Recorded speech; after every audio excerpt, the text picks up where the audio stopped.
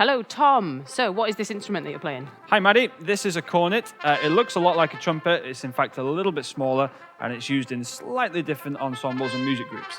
So, how do you make a sound out of the cornet? So to make a sound out of the cornet, you have to buzz into this mouthpiece like so.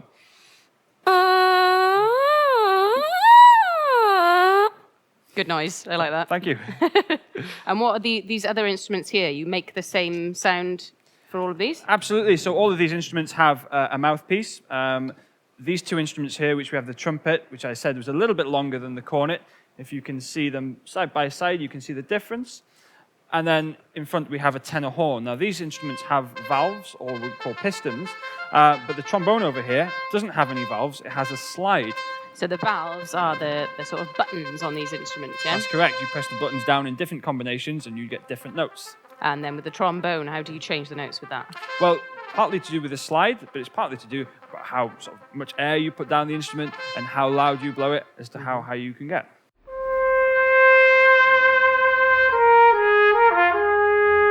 How old were you when you started playing the cornet? So I was 9 years old when I started playing cornets. And what made you decide that that was the instrument you wanted to play? Well, I saw my local village band marching through the village for Remembrance Sunday, and I remember the bugler playing the last post, and it was a fantastic sound. It was a brilliantly shiny instrument, as you can see, and I was shiny. Instantly attracted.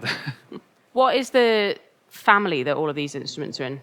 They all belong to the brass family. And what kind of different sorts of music could you play with brass instruments? Well, I think brass instruments are really versatile because you can play these instruments in orchestras, brass bands, wind bands, military bands, pop bands, even rock bands. A lot of jazz bands as well use, of course, trombones and trumpets as well. So really, there's almost not too many ensembles that you can't play these instruments in. Super, super versatile. Absolutely.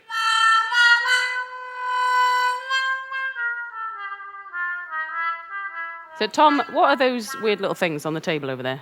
Yeah, we have some mutes, and these are metal things that go into the end of the instrument with corks on so that they stick, and they just change the sound. And you can have lots of fun playing, making different sounds with these mutes.